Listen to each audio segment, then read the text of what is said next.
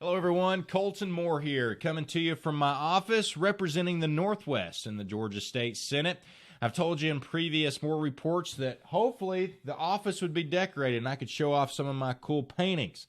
But I'm getting a good dose of how government works because I've had a request in for about 15 legislative days or more than 3 weeks to the Georgia Building Authority to get the pictures hung up, and as you can see, they're not hung up yet. So tomorrow, taking those matters into my hands, we're not going to depend on the government anymore to get those pictures up, and because there's something I'd really like to show you, right? I mean, it's got the Guardian of the Gorge. Going to be talking about in a future podcast about the water crisis that we've got with Tennessee and how it relates to the water crises in Florida, in addition to the fact that we can't have any economic development in Northwest Georgia unless we have some water. Meanwhile, those citizens in Rossville and Catoosa County continue to be subject to Tennessee American Water, and they don't have a member on the board to advocate for them. So anyway, that's obviously a special painting. Ken Pennington, the author, is a neighbor of mine, and can't wait to get this hung up. This was given to me by Major General Tom Carden of the Georgia National Guard. This shows troops of the Georgia National Guard on the border with Mexico back in 1916. And the reason why he gave this to me was because last week, Interstate Cooperation had a big hearing, about 3 hours long, on the border crisis that we're currently facing. We had a sheriff from Golod County, Texas, testify, had a judge from Terrell County. We had retired member of the Department of Public Safety, a county attorney. We had the Major General. We had the inspector of the GBI, had the deputy director of Hartsfield-Jackson International Airport. And we got a great perspective of the near apocalyptic conditions that are taking place down at the border, how that relates to us as Georgians, and the migrant crisis that we have here of all these illegal aliens who, in some cases, are becoming indentured servants, and we have a slavery crisis here in Georgia, as well as the fentanyl and the drug crisis that our law enforcement is having to put up with back in Northwest Georgia. So it was a very awesome hearing. Here are some clips for you to take a look at. You know, if the National Guard isn't in contact with any of these illegal immigrants, how close are our National Guard soldiers to the border?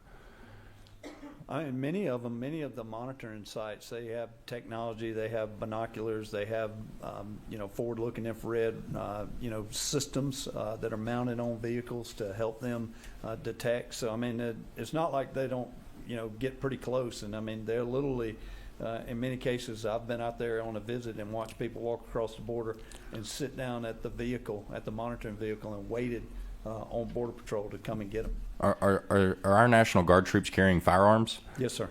Okay. How dangerous do you feel our National Guard soldiers? How dangerous of a situation compared to other places in the world would you say the border is? The border is obviously a very dangerous place. Not necessarily because of the immigrants coming across the border. It's dangerous because of the cartels, but the cartels really control more of the activity on the border. They literally control the people because they don't want to engage with us, or our observations have been these guys are the pros. Our observation is they don't want to engage with us and start bringing a lot of essentially heat on themselves. So they sort of make people behave on the border with respect to us. Because they don't want to bring any unwanted attention to themselves, because while all of our forces are tied up with these migration patterns, they're able to move the fentanyl and other things into the country while all the human capital is tied up. How are we doing on time? Good. Okay, so we've got about 3 minutes left. Yeah. Senator Robertson. I apologize, General. One other thing, you were talking about the reduction in human resources. But I will tell you right now, I've been dealing with border security issues since I was first invited by the governor's office to partake in discussions in 2005. Wrote my first border op for DPS down on the border. It's either 2009, 2011 under Operation Sidewinder. And so I've been dealing with it off and on ever since. And I will tell you that never in history has there ever been anything like this on the border. That picture you have there from 1916, my great-great-grandfather was a doctor and a Texas Ranger on the border serving when that picture was taken. But he was down in the Brownsville area. Those were different times. Those were different circumstances. What we deal with now is something completely different, something completely far more evil, and what it is slave trade. I keep hearing the word immigration. There is no free immigration across the border with Mexico. It is slave trade, because very few people can make it across that border without paying their due to the cartel, because the cartel ruthlessly controls that border, as you've heard. And anybody who comes across and does not pay will either be tortured or killed. And we know that because we've seen the train car loads of people they've killed who tried to come across without paying. And the cartels exercise control over those individuals both on the side of Mexico and on the side of the United States of America. And I'll explain a little bit of how it works, because I deal with it face to face on a regular basis as being somebody who has made many arrests for smuggling and engaging in organized criminal activity and different offenses tied directly to the border. Those folks are gathered up in Latin America, and they are sent to centers not too far from our military bases. And they are then, from there, they are brought over and turned over to the cartels, who bring them through Mexico with the aid of non-governmental organizations such as Catholic Charities, as you heard your airport is working with. Catholic Charities, Jewish Family Services, American Red Cross, every one of those entities is actually helping to get those illegal aliens into this country. The cartel moves them through Mexico. The NGOs have to help work and negotiate the payoffs between the local, state, and federal government officials in Mexico, between them and the cartel, all the way up to get those people through their jurisdictions. And then once they get to the border, most of these individuals believe that they will be free when they get to America. These people that are coming up think they'll be free. But what happens is they're taken across the border, they're put into stash houses, they're broken up, they're transferred to Houston, which is the #1 hub of slave trade in the United States. And from there, they go to the #2 distribution center, which is this town right here, Atlanta, Georgia. This is where they come to distribute slaves all up and down the eastern seaboard and on the eastern half of the United States. But the thing about it is those people think that when they cross that border, they're going to be free. But when the cartel gets them to Houston, they're told, congratulations, you owe another $10,000. And if you can't pay, which none of them are going to be Engage in 10 minutes of colloquy. Great. Thank you, Mr. Chairman and Senators. I appreciate the invitation. I respect your state and the sovereignty you have, and I'm just thrilled to be here to at least help give you all a snapshot of what we're going through and what citizens of Texas are going through on a day-to-day basis that is worse than anyone could have ever imagined. It's been going on for 2 years. Just to tell you, I'm a state representative in East Texas. Represent 3 counties. We represent about 200,000 people. And a lot of people think that the border security issue is just an issue for the border states. But illegal immigration, it's a national issue. Georgia's affected by the flood of illegal immigrants, drugs, human trafficking that came across the southern border every day. And since Joe Biden took office, over 5 million illegals have crossed the border, 5 million people that are unvetted, who take jobs, your citizens. They have no respect, accountability for our laws. So far this year, Customs and Border Patrol has seized enough fentanyl to kill almost 20 million people. That's twice the population of Georgia. We all know that Biden's federal government will never secure the border or keep our nation safe. That's why, for the second session in a row, I've filed legislation to build a border wall. And I live in East Texas, And people said, why would you file a bill to build a border wall? Because I realize it's all of our problem. So just several things. You've heard these local elected officials. Just think about the Texas DPS, state police. They're scattered throughout the state. Right now, they're being pulled away from all areas of Texas to go work the border. We have fewer law enforcement back home. Back home, we have law enforcement still getting into car chases, bailouts with illegals. They're still dealing with drug problems. And a lot of our law enforcement is there. We have to stand up for ourselves. The federal government is not going to do the job. They've made that clear. And so I'm here just to tell you some things that I'm hoping for your consideration of possibly helping us. There's several items. So the first thing is we didn't pass the bill to build the border wall. But through executive order, the governor started putting up barriers. So we couldn't arrest people that were criminal trespass unless they had crossed a fence line. So for a while, we had the state of Texas putting up barbed wire fence just so local law enforcement could arrest people. And as you heard earlier, hoping they had jail space to actually house the people that they did get. And then in my bill, I had a crowdsourcing option where people could donate money to the border wall, and that's in there. The only difference where we're at is my bill charged the federal government for the building of the border wall and charged them interest. They like to tell us that we can't do this, we can't build the wall, we can't enforce because it's not our responsibility. I think we should do it anyways.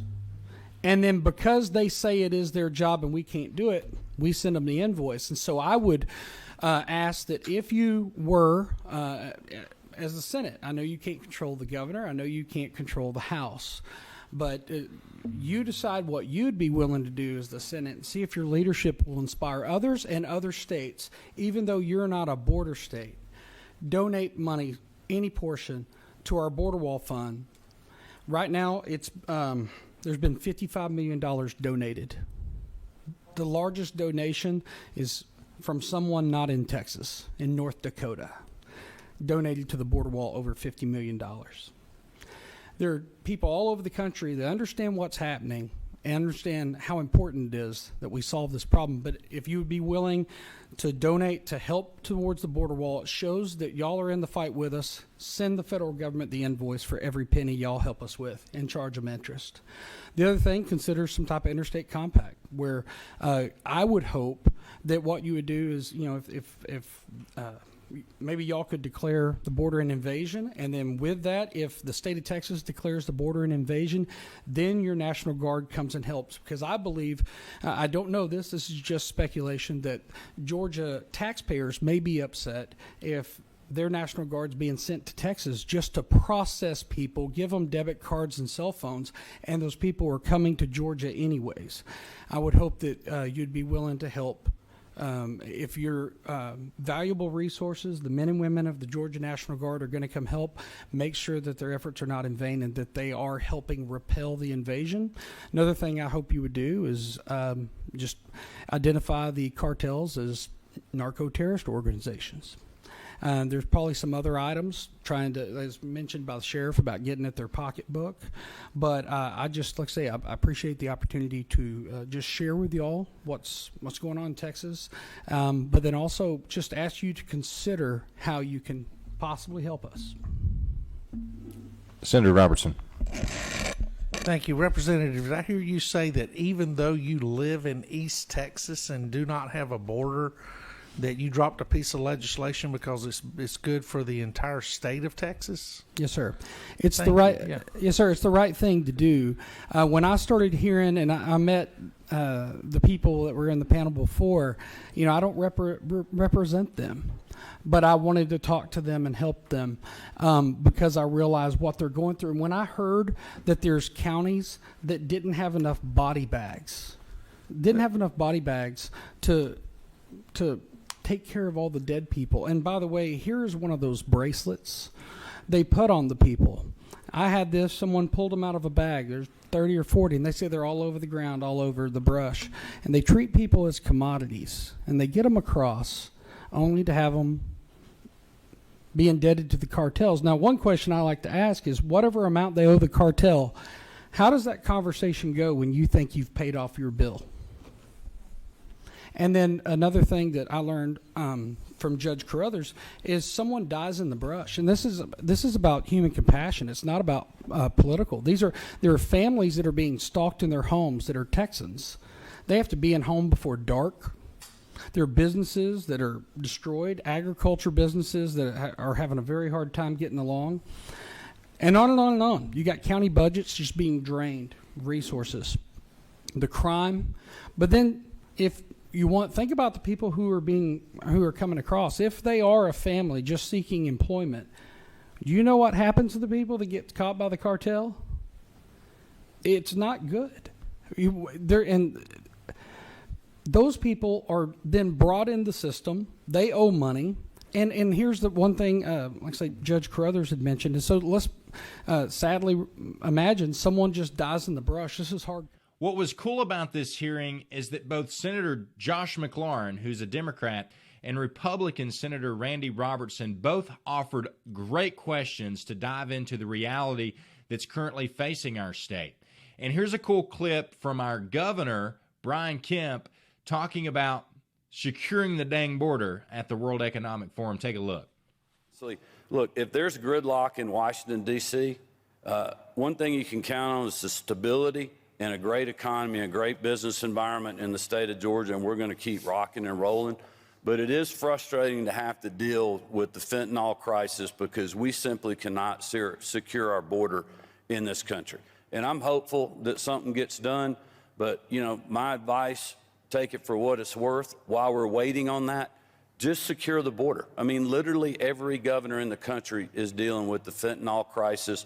We're dealing with street gang crisis. We're dealing with human trafficking crisis. And those are the issues that we're trying to tackle at the state level. But I believe much could be solved. And I think there will be broad bipartisan support for simply, in the meantime, while you're working on these things, to secure the dang border. Thank you. Hopefully a hearing like this that's ultimately to be a reality check to the drug crisis and the human trafficking crisis that our state faces is that we can find some bipartisan solutions to help solve these problems. And look forward to your input on that as well. Always feel free to share your stories on how immigration has affected you or your business. Speaking of sheriffs, there was a piece of legislation concerning them last week that I objected to. And that was mandating that anybody who qualified to run for the office of sheriff in Georgia had to be post-certified. Now, it already works out to where if you do run for sheriff and you get elected, you have to get post-certified within the first 6 months of holding office. And to me, that's fair. But to require someone to be post-certified before qualifying for office, I think doesn't do a service to any citizens, especially when it eliminates about 99% of the citizens from being able to run for sheriff in their county. Now, sheriffs, in my opinion, have a lot of issues facing them today. If you walk through the county jail in Walker County, for instance, about half of the inmates there are all state probation violations. Even though the state mandates the sheriff as a constitutional officer, the state continues to push its burdens onto the sheriff.